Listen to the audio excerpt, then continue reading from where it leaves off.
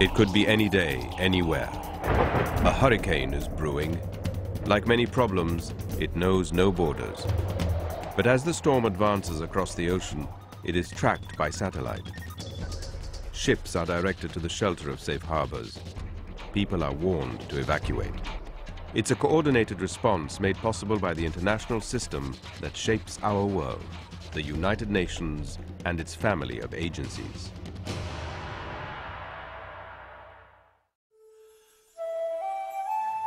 When natural disaster strikes, the United Nations is often the first on the ground, working with governments, aid groups and volunteers to bring emergency humanitarian relief.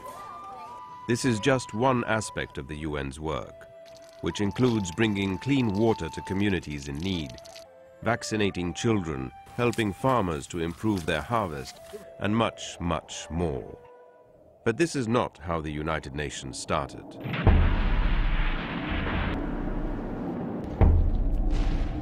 After the devastation of World War II, the world needed a workshop for peace, a way to avoid the scourge of war.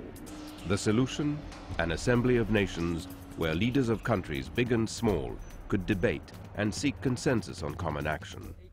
Today, the United Nations is the one truly global forum with 192 nations represented in the General Assembly. It's the 15-member Security Council that focuses on peace and security, taking action to avert war, resolve conflicts, and limit armaments. It hasn't always worked, but since 1945, the UN has brokered countless peace settlements, and it now keeps the peace in many places across the globe. From Haiti to Lebanon, from Timor-Leste to Liberia, from the Democratic Republic of Congo to Sudan, and in more than a dozen other missions around the world. Places where others cannot or will not go. Places where innocent men, women and children have been forced to flee and have nowhere to go. At home was war. We never knew who was fighting. We were sad to leave, and one day we want to return. For some 30 million refugees and displaced persons in more than 100 countries, the United Nations family is providing blankets, tents, books, and ways for people to restart their lives. Please help stop the war for the sake of the children. There are as many as 250,000 child soldiers in the world. The UN fights for their freedom and helps them to be children once again. And for people in some 30 countries plagued by landmines and unexploded bombs, the UN helps defuse the threat of fatal or crippling explosions. We have saved thousands of lives. When the guns fall silent, the UN helps to build national institutions, trains the police, assists the justice systems, and supports democratic elections. To sustain peace, development is needed. Development that includes the poorest, almost 1 billion people on Earth, 1 out of every 6, who struggle to survive on less than $1 a day.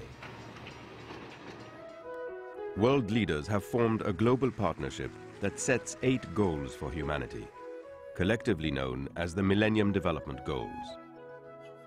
To end extreme poverty, to combat disease and hunger, to promote gender equality, and ensure environmental sustainability.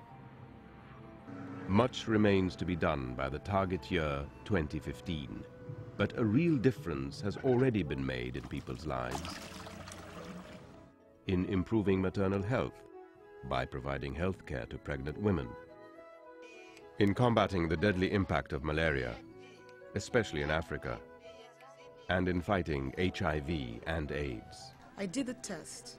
My husband also did the test. Both tests were negative. The UN has seen great success in combating disease.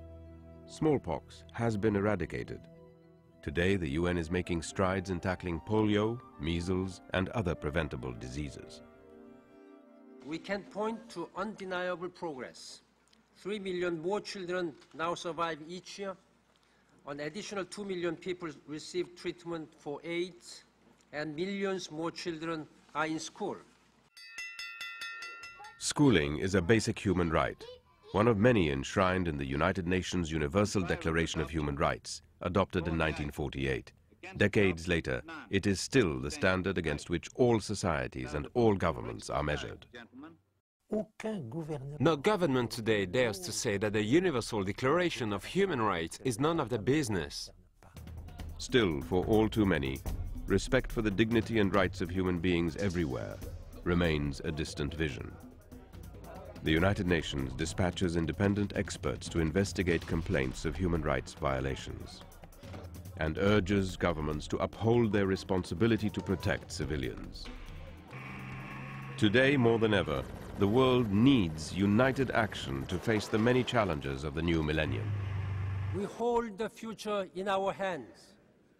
Together, we must ensure that our grandchildren will not have to ask why we have failed to do the right things and left to them to suffer the consequences. The consequences of a planet in peril. Today, the United Nations is urgently supporting its member states in partnership with civil society and people of goodwill to reach a global, comprehensive and effective plan of action that will address climate change. Uniting in action for the common good. That's what the UN is all about, today and in the future, so that years from now, whenever and wherever the clouds gather, people in need can still find shelter from the storm.